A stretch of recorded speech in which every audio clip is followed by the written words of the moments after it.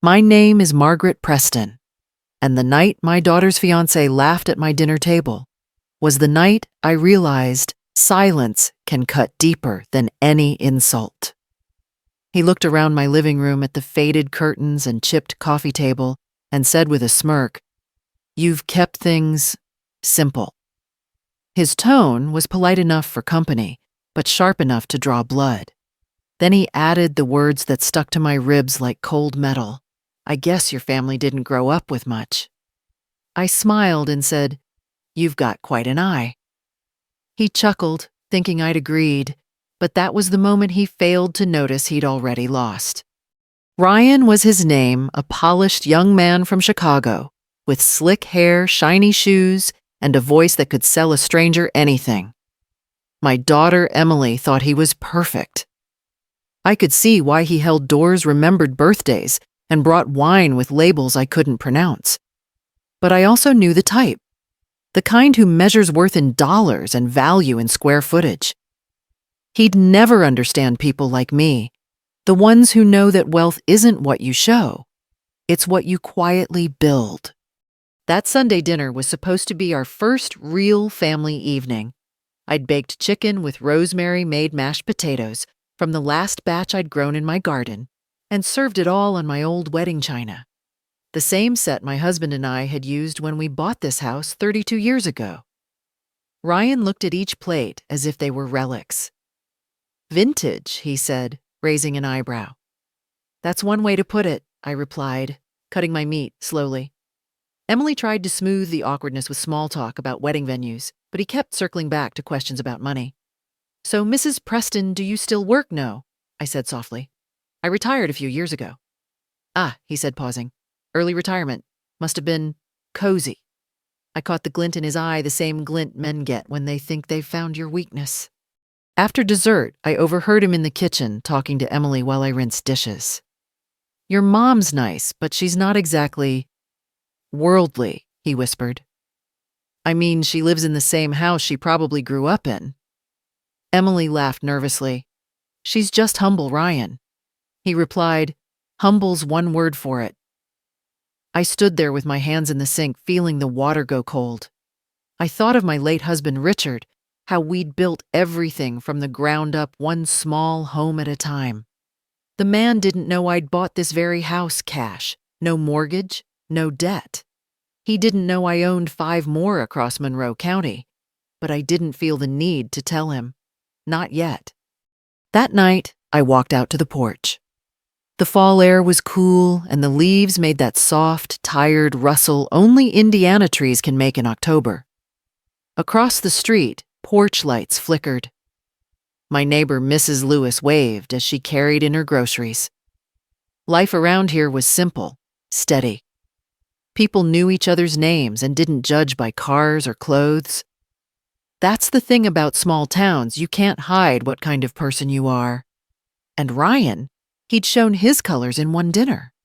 I sat on the old wooden swing Richard built, the one that creaks like a stubborn memory, and I let myself feel the sting for just a moment. Then I smiled again, the same polite, unreadable smile I'd given Ryan earlier. I remembered something my husband once told me. "You don't have to shout Maggie. Just show up with the truth and the noise will quiet itself." I decided that the next time Ryan visited, I'd give him a little drive around Bloomington. Nothing fancy.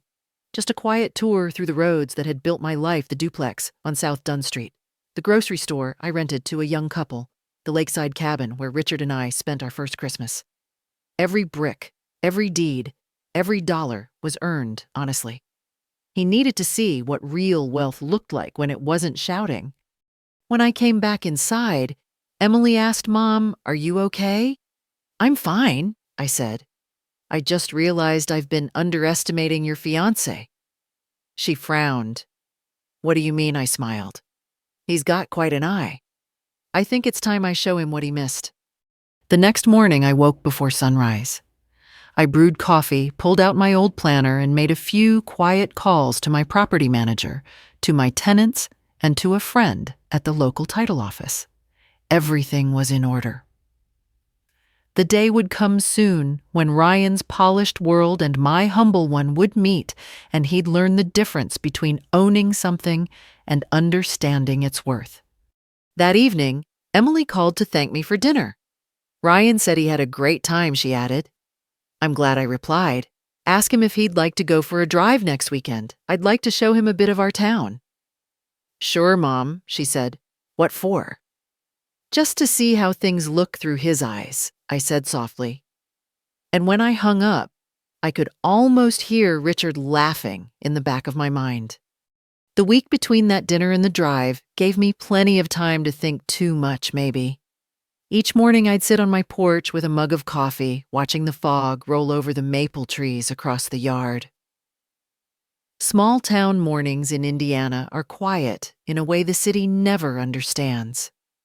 You hear birds before traffic, the hum of someone's pickup warming up before work, the faint chime of the church bell from 3 streets over. It's peaceful, but it also gives your thoughts room to echo. I thought about Ryan and the way he'd looked at my home like it was something to survive rather than something to cherish. I didn't hate him for it. He was raised in a world that measured success by the shine of things. But I pitied him for thinking simplicity meant smallness. I'd spent my whole life proving that the richest lives are built on patience, not pride. On Tuesday, I drove out to check on the duplex I owned near the edge of town. The tenants, a young couple named the Harts, were painting their porch railings white. Morning, Mrs. Preston, they called. We're almost done. It looks beautiful, I said, handing them a box of donuts I'd picked up from the bakery. No rush on the gutters. Take your time. They smiled, surprised as always by kindness that didn't come with conditions. I'd learned long ago that when you treat people like neighbors instead of numbers, they stay pay and protect your property, like it's their own. From there, I stopped by the small grocery store I leased to a family from Evansville. The owner, Jorge, waved as he stacked apples into a neat pyramid. Mrs. Preston, you need more honey.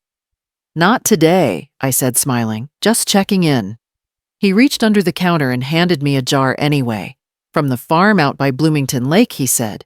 For you. That's what Ryan didn't understand, wealth that breathes, that remembers your name. My husband Richard used to call it quiet money. He'd say, let the loud folks flash their cash. Ours is in roofs, kindness, and time. Wednesday afternoon, Emily stopped by unannounced. Her smile was tight, the kind she used to have when she wanted something. Mom, she said Ryan's a little nervous about this drive you mentioned. What is it for? Just to show him around, I replied. He's marrying into a town, not just a family. He should see what built it. She sighed, rubbing her temples. He thinks you don't like him. I laughed softly. I don't dislike him, sweetheart. I just think he's used to measuring people the wrong way. She studied me for a moment. You're not going to embarrass him, are you? I shook my head. I don't need to. I'm just going to let him see. That night, I sat in my den going through old files, deeds, tax receipts, photos. There was a picture of Richard standing in front of the duplex paint roller in hand, smiling like a man who never needed more than what he could carry. I touched the edge of the frame and whispered, You were right, Rich. The truth always shows itself. On Thursday, I stopped by the title office downtown to sign off on some paperwork for a small lakefront cabin we'd refinanced years ago. The clerk, a friend named Donna, grinned when she saw me. You still got that old pickup Maggie still runs, I said. You and that truck, she laughed. You could have bought a Cadillac with what you make off rent. Cadillacs don't haul lumber, I said. We both laughed. It felt good, familiar, solid. Friday morning, Emily called again. Mom Ryan said yes to the drive. Saturday morning, okay. Perfect, I said. Tell him to wear something comfortable. We'll be on the road a few hours. When she hung up, I felt the kind of calm that comes when a plan isn't revenge, it's revelation. That evening, I made a casserole and brought it over to my elderly neighbor, Mrs. Lewis. She's lived 2 doors down since we moved in. You always feed everyone, she said, smiling. I just like seeing people full, I replied. We sat on her porch for a while, watching the sunset fade into amber and red. She asked about Emily's wedding, and I told her it was coming fast. Then she said something that stuck. You know, people show who they are when they think you've got nothing to give them. I nodded. And sometimes I said, you just have to let them see you were giving all along. Saturday came bright and cool. I washed the truck, the same one Ryan had called vintage, at dinner. It gleamed in the morning sun like it was proud to still be useful. When Emily and Ryan arrived, he was polite but guarded, holding a paper cup of coffee like it was a shield. So where are we headed? He asked. Just a little drive, I said. You might see parts of Bloomington you've never noticed. He smirked. I doubt there's much I haven't seen. We'll find out, I said, turning the ignition. As we pulled away, I caught Emily's reflection in the rearview mirror. She looked nervous. I gave her a small, reassuring smile. This wasn't about shaming anyone. It was about showing them the kind of foundation love builds when it's real. The town rolled past in shades of red and gold leaves, swirling behind us like quiet applause. The first stop was coming into view, the little duplex on South Dunn Street. I could already see the hearts outside waving as we approached. Ryan leaned forward, puzzled. Friends of yours, he asked. In a way, I said. You'll see. When I pulled up to the curb in front of the duplex, the hearts were out front, brushing off leaves from the porch steps. They looked surprised to see my truck stop, but smiled when I waved. Morning Mrs. Mrs. Hart called. She had a paint roller in one hand and a baby monitor clipped to her jeans. Morning, dear, I replied, stepping out. It's looking lovely. Ryan stayed in the passenger seat for a moment before following, glancing at the building like he couldn't quite place why we were there. The duplex wasn't fancy white siding, neat shrubs, and a row of pumpkins on the steps, but it was clean and proud in its own quiet way. The Harts came down the steps, smiling at us. You're early for rent day, Mr. Hart laughed. I know, I said, handing him a small envelope. Just thought I'd drop by before Thanksgiving. Here's your receipt for next month, paid ahead as always. Ryan blinked. They pay you. Mrs. Hart nodded. Every month, right on time. Oh, you're her tenants? He asked. His tone caught between surprise and confusion. Mr. Hart grinned. Best landlord in Monroe County, if you ask us. I smiled, waved goodbye, and walked back to the truck. Ryan followed silently. I could feel him trying to piece things together. As I started the engine, I said, that duplex was our first investment. My husband and I painted it ourselves back in '92. We used to dream about owning something solid, something no one could take away.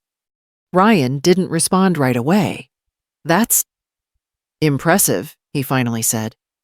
It's honest, I replied, steering onto the next road. There's a difference. The next stop was a small brick building with a hand-painted sign that read, Hartwell's Grocery. The bell over the door jingled when we stepped inside. The smell of baked bread and cinnamon hit immediately.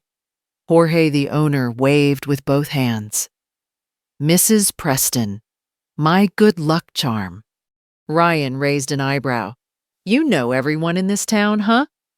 Jorge came over, smiling. She owns this place, you know. If not for her lowering rent during COVID, we'd have shut down. I shook my head. No one needs to close their doors over hard times. Ryan's polite grin faltered just a little. He watched as Jorge handed me a jar of homemade apple butter. On the house, he said. For your kindness. When we left, I could feel Ryan's silence filling the cab. He finally asked, How many places do you own? I shrugged. A few, just enough to keep me busy. We drove in silence for a few miles, passing the old courthouse and a stretch of maples still clinging to their leaves. Emily watched Ryan out of the corner of her eye, waiting for him to speak. He finally said, You didn't mention any of this before. I wasn't asked, I replied.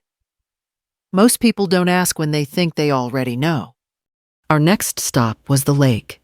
The afternoon sun shimmered across the surface, and the trees framed the shoreline in orange and gold. At the end of a gravel road stood a small cabin with a red roof. A for rent sign leaned against the porch railing. I parked and stepped out, breathing in the crisp air. This one's special, I said. Richard built it the year Emily was born. Ryan followed slowly, his eyes scanning the cabin. You built this yourselves. With time, I said. He worked at the hardware store I taught school, and every month we saved enough to add one more thing: shingles, siding, plumbing. It took us years, but we never borrowed a cent. Ryan looked out toward the lake. His expression had softened, but his pride was still wrestling with disbelief. You've done well for yourself, he said finally. We've done well by others, I corrected. That's what lasts. Emily's voice was quiet. Mom, I had no idea you still owned all these places. You weren't supposed to, I said. You were supposed to live free of worry. That's why we built it this way, to keep families safe, not show off. Ryan looked back at me, his jaw tight. So when I said you looked simple. You weren't wrong, I said. Simple is what's kept me standing. He didn't have an answer. The sun was starting to sink behind the trees, painting the sky in streaks of gold and rose. I turned the truck toward the county road that led to the last stop, our old farmhouse on the hill. One more place, I said. You'll like this one. It's where everything started. The drive was long and quiet.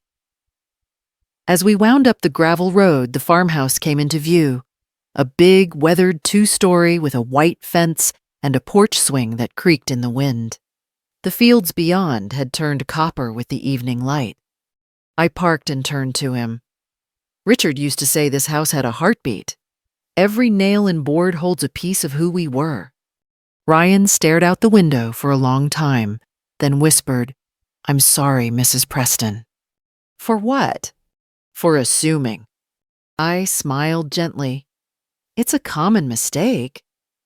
But here's the thing, you can tell a lot about people by what they brag about. Those who have the most talk the least. He looked away, ashamed. Emily reached over and touched his arm. Mom's right, she said quietly. I stepped out of the truck, letting the cold wind wash over me. The sunset hit the old white paint of the house, turning it to gold. Ryan came around the front of the truck, hands in his pockets, head low. You've built more than a life here, he said. You've built a legacy. I didn't answer right away. I just smiled. The look on his face, the mixture of guilt, awe, and understanding, said everything words couldn't. His eyes didn't lie. When we got back in the truck, he didn't speak again. The drive home was quiet, but it wasn't uncomfortable. It was the kind of silence that meant something had shifted for good. The drive home felt longer than it really was. Maybe because Ryan wasn't talking anymore. Maybe because Emily was too busy studying his face, trying to read what he was thinking. I didn't need to guess. The man who had strutted into my house with the swagger of a salesman now sat beside me like someone who'd seen himself in a mirror he didn't expect. When we pulled into my driveway, the porch light flicked on automatically. I parked the truck, killed the engine, and for a few seconds, no one moved. The air inside the cab was thick, part embarrassment, part reflection. Finally, Ryan cleared his throat. Mrs. Preston, he said quietly, I owe you an apology. I turned toward him, but I didn't let him off easy. For what exactly? He hesitated. For being ignorant. For judging what I didn't understand. That's a good start, I said, reaching for my thermos of coffee. But don't apologize to me. Just learn to listen next time. He nodded. Emily smiled faintly, relieved that no storm had come. But storms don't always need thunder to change the weather. Sometimes all it takes is a single moment of realization. They came inside for tea. I warmed water on the stove and Ryan looked around the kitchen again. The same place he'd once called cozy now felt different to him, like he was seeing it for the first time. He noticed the photographs along the wall, Richard and me, Emily as a baby, the duplex before it was painted, and the first tenants who'd become lifelong friends. Every picture told a story he hadn't asked to hear. He picked one up, a photo of Richard standing by the cabin's porch, hammer in hand. "You built that yourselves." I nodded, bit by bit. No loans, no shortcuts. He ran a hand through his hair. "I've been chasing deals all my life, selling houses, flipping them, but I've never built anything that actually lasts." "That's the difference," I said gently. "Some people chase money, others build value." He nodded again, slower this time. Emily was watching us, her eyes softer than I'd seen in months. "Mom, she said I didn't realize how much you did. You never told me." I smiled. "I didn't need to. My job was to give you a life, not an explanation."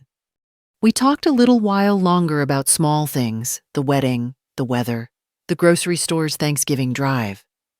The conversation felt natural again, real. When they finally left, Ryan shook my hand before walking to the car. "You've got my respect, ma'am," he said. "I mean that." "Respect isn't given with words," I said. "It's shown over time. Let's see how you treat my daughter in 10 years. He smiled, a real one this time, not the salesman's grin I'd seen before. After they drove off, I stepped out to the porch. The air was cool, the sky a deep navy, and the world was quiet except for the sound of crickets. I sat on the swing Richard built, the wood creaking beneath me. For the first time in a long while, I felt his presence beside me. He would have liked Ryan after tonight. The following week moved fast. Word spread mostly through Emily, who couldn't stop talking about Mom's secret life as a landlord. My neighbors teased me good-naturedly, and Mrs. Lewis brought over a pie. "You finally showed that young man what an Indiana woman is made of," she said, grinning. "I didn't show him," I corrected. "He just finally looked."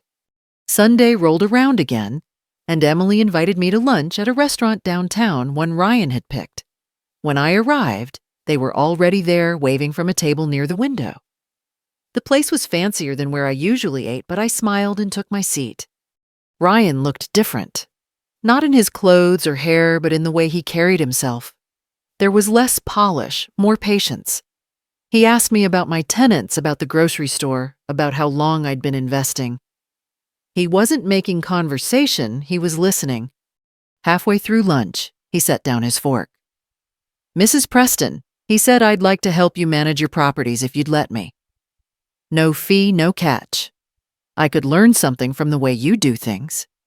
I studied him for a moment. "You really mean that?" He nodded. "I do. You've got what every investor dreams of, peace. I want to learn how to earn that." I couldn't help but laugh. "You can't buy peace, Ryan. You have to earn it by doing right, one choice at a time." "I know," he said quietly. Emily squeezed his hand, proud of him, and for the first time I saw what she'd seen in him from the start, the potential to grow into a good man. When I left that afternoon, I drove past the old farmhouse again. The sun was low, hitting the fields in that perfect Indiana light that makes everything look like it's glowing. I parked for a moment and looked out at what we'd built, what we'd kept, what still stood. I thought about how easy it is for people to confuse wealth with worth noise, with truth speed, with success. But some lessons don't need to be shouted, they just need to be lived. As I turned the key to start the truck, I saw my reflection in the rearview mirror. My hair had more silver than I remembered, but my eyes looked the same steady kind, unshaken. I smiled to myself. Some people chase gold. Some people build it. And some of us, we just keep it shining quietly where it matters most.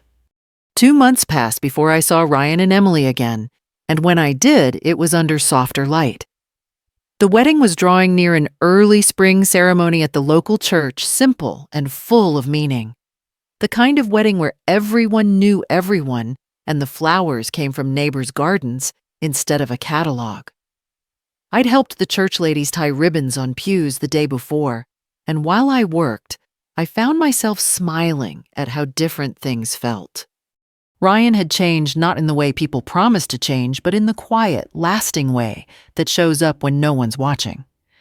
He'd stopped bragging about sales numbers and started volunteering at the community center.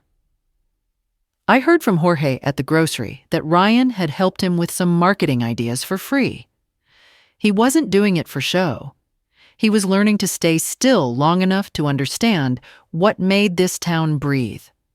The morning of the wedding, I walked through my yard, the ground soft from the first thaw. I touched the porch rail Richard had built and whispered a small prayer thanking him for giving me the kind of foundation money could never buy. When I got to the church, the parking lot was full of old pickup trucks and dusty sedans. The choir was warming up inside, singing, "What a Wonderful World." Emily was radiant. She hugged me tight before walking down the aisle. "Mom," she whispered, "thank you for everything. I know Dad would have loved him now." I nodded, not trusting my voice. The ceremony was simple, like the best ones are. When it ended, we all walked to the fellowship hall for food and music. Ryan found me near the punch bowl carrying 2 cups of coffee. "Mrs. Preston," he said, "I thought you might like this." "Thank you," I said, taking the cup. "You seem more at home here than last time." He smiled. "I am. Bloomington feels different now. I see it through your eyes." I laughed. "Careful, Ryan. Next thing you know, you'll be buying your own duplex." He grinned. "Actually, I've been talking to Emily about that. We found a small place near the old grocery store. Needs work, but we're not in a hurry." That made me prouder than I expected. "Good. Just don't forget every nail you drive should mean something." He nodded. "It will." Later, after the dancing and laughter faded into quiet conversation, Ryan stood up to give a short toast. He raised his glass and said, "I want to thank my wife's mother for teaching me that success isn't about what you own, but how you care for what you're given." He looked at me when he said it. The room fell silent for a moment, then everyone clapped softly. I didn't cry. I just smiled that same calm smile I'd worn the night he'd called me poor. As the evening went on, I noticed small things: a neighbor handing me extra cake, for the road kids playing tag, outside the hall, the wind carrying laughter down Main Street. These were the things people like Ryan used to overlook, and now he was seeing them the way I always had. When the newlyweds drove off in an old Chevy, tin cans rattling behind them, I stood on the church steps and waved until they disappeared over the hill. Then I walked back to my truck. Inside was a small envelope on the seat, my name written neatly on the front Margaret. I opened it and found a note in Ryan's handwriting. "You showed me what real wealth looks like. Thank you for not giving up on me before I learned." There was no check, no gift card, just that note and a small photograph. It was the duplex. He must have taken it the day of our drive, with the sun hitting the porch just right. That night, I placed the picture beside one of Richard on the mantel. The 2 homes, the one we built and the one we'd helped others build side by side. It felt right. Weeks turned into months. Emily and Ryan settled into their new place and started fixing it up. Sometimes I'd stop by to drop off pies or old paint supplies. He'd always greet me with a grin and a bit of sawdust in his hair. "Just trying to earn my stripes," he'd joke. One evening, as the sun dipped low, I found myself driving past the old cabin by the lake. I stopped at the edge of the water and watched the light fade. I thought of Richard, of Emily, of Ryan, and of the strange, quiet way life teaches us when we stop talking long enough to listen. People think revenge has to be loud, fiery, final, but sometimes it's just the soft sound of understanding. Sometimes it's watching someone learn what you already knew and feeling peace instead of triumph. I picked up a flat stone and skipped it across the water, The ripples spread out one after another, soft but unstoppable. That's how truth works. It doesn't need to shout, it just keeps moving. A year later, the world felt quieter, calmer, like the wind itself had settled after a long storm. Emily and Ryan were still in Bloomington, living in that little house near the grocery store. I visited often, though never unannounced. Ryan always met me at the door with that same easy grin and a mug of coffee already waiting for me. He had changed more than even Emily realized. He no longer wore tailored suits or the slick-back hair he once thought made him respectable. Now it was rolled-up sleeves, scuffed boots, and hands that looked like they worked for a living. And you know what? He looked happier that way. He'd started helping the town's housing board, using his real estate background, to organize affordable housing for families trying to get back on their feet. He told me once, Mrs. Preston, I used to sell square footage. Now I help people find space for a life. That sentence alone told me everything I needed to know. He wasn't pretending anymore. That spring, he and Emily hosted Sunday dinners at their home, something that made me smile, remembering that awkward meal we'd shared not so long ago. Now their table was full of friends' laughter and even a few of my tenants. The same man who once judged me for living simply was now the one passing out extra plates. During one of those dinners, Jorge from the grocery came by with his wife and kids. As he set down a basket of fresh bread, he laughed. "I told you, Mrs. Preston, your good luck spreads around." Ryan grinned. "She rubbed off on me. I'm just trying to keep up." We all laughed, and I noticed how natural it felt. No tension, no walls, no careful pauses. Just people being real. After dinner, when everyone else went outside to watch the kids play, Ryan stayed behind to help me wash dishes. He glanced at me as he handed over a clean plate. "You ever think about expanding Mrs. Preston? Maybe teaching folks how to do what you did, build from nothing?" I shrugged. "I've thought about it. But most lessons worth learning don't fit in a class. They have to come from life knocking you around a bit first." He chuckled. "You're right about that. Life gave me a few bruises before I figured it out." I dried my hands and leaned on the counter. "You did more than figure it out, Ryan. You grew into someone worth rooting for. That's more than most people manage in a lifetime." He looked genuinely moved. "Thank you," he said. "That means more than you know." I smiled. "Just promise me one thing." "Anything," he said. "Keep the house humble, but your heart busy." He nodded slowly. "Deal." Outside, the air was filled with laughter, kids chasing fireflies, Emily playing music from a portable speaker, neighbors calling goodnight from across the street. The same kind of night Richard and I used to love. I stood on the porch and felt time stretch and fold in on itself as if the past and present were shaking hands. That summer, Ryan surprised me with a small gift. He'd found the old family photo of Richard and me at the farmhouse and had it restored, framed in oak he'd cut and sanded himself. "Figured it deserved better than a cracked frame," he said.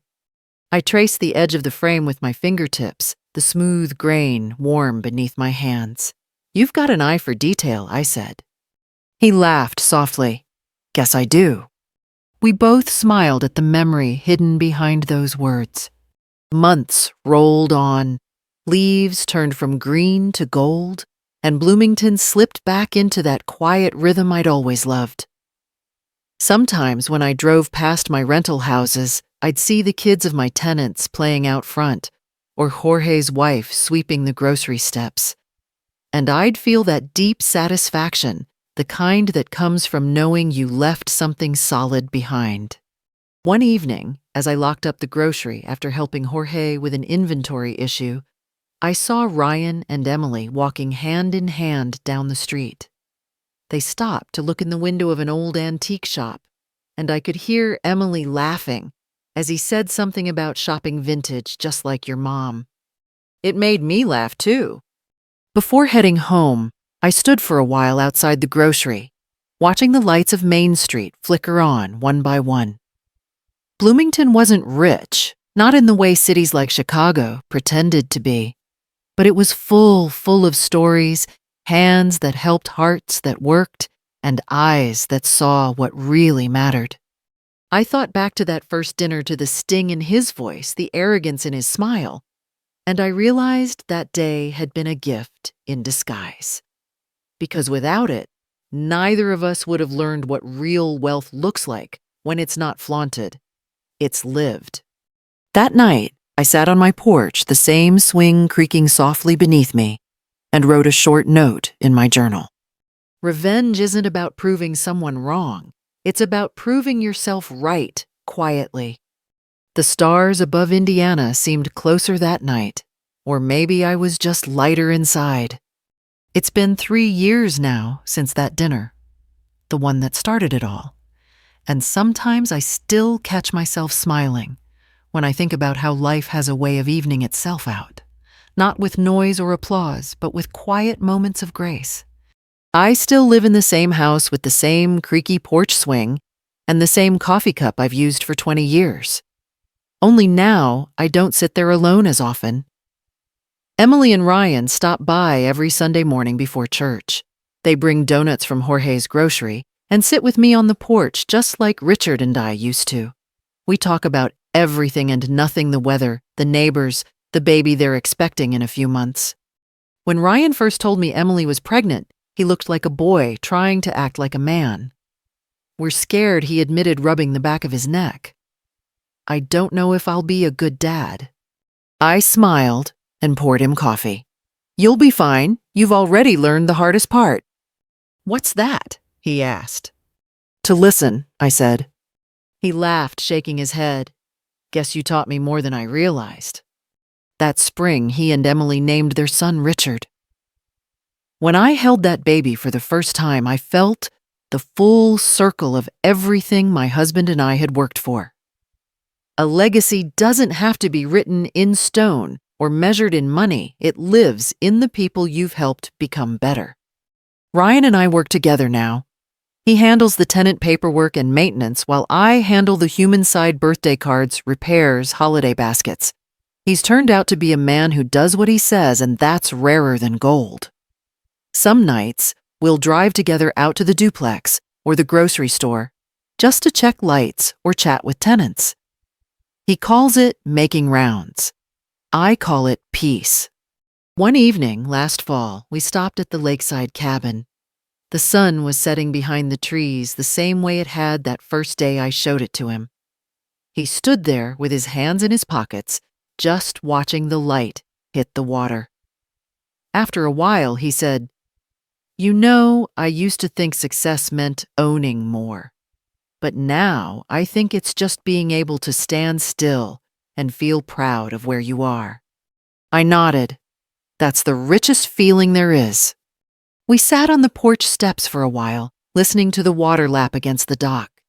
The air smelled like pine and cool earth. When we finally headed back to the truck, Ryan turned and looked at the cabin one last time. "Thank you," he said, "for not giving up on me." "I never planned to," I told him. "Life already had a better plan for you. I just helped it along." He smiled, and for a moment I saw my husband's steadiness in his eyes. Maybe that was the real lesson sometimes. When you teach someone how to see the world differently, they start to carry a piece of your heart forward with them. When little Richard turned 1, the whole town came to his party. Jorge brought cookies. Mrs. Lewis brought her famous pies, and the Hearts, my tenants from the duplex, brought balloons. Ryan grilled burgers out back while Emily handed out lemonade. And when they brought the cake out, Ryan made sure everyone had a slice before he even took his own. As I sat under the maple tree watching, I realized that the boy who once judged my family's worth by our furniture now understood what true value was: people time, and the love that doesn't need to be displayed to exist. Later that night, after everyone left, Ryan brought out a chair for me beside the dying fire pit. "You ever think about selling Mrs. Preston? The houses, I mean. You could live anywhere you want." I shook my head. Everything I ever wanted is already right here. These houses don't make me rich, Ryan. They remind me who I am." He nodded thoughtfully, then looked up at the stars. "I used to dream about skyscrapers. Now I dream about porches." I smiled. Welcome to the good life. As the flames faded and the night grew still, I thought about that first night years ago when he'd called my family poor and I'd simply smiled. Back then, it felt like a small victory. Now it felt like something bigger, a quiet redemption that had unfolded not through punishment, but through patience. Some people think revenge is a shout, a door slammed, or a final word spoken in anger. But real revenge, the kind that lasts, is softer. It's teaching without scolding. It's forgiving without forgetting. It's showing, not telling. When I got home that night, I made a pot of tea and sat on the porch again. The moonlight poured over the yard like silver paint. I thought of Richard, of the girl Emily used to be, of the man Ryan had become, and of the small town that held all our stories together. If you're listening to this, and someone's ever looked down on you because of where you live or what you wear or what they think you lack, remember this. You don't need to shout to prove your worth. Just keep building your life one quiet brick at a time. Let your peace speak for you. And when the time comes, the truth will show in their eyes. Thank you for listening to my story. If it touched you, share it with someone who's ever been underestimated. Maybe it'll help them find their quiet strength too.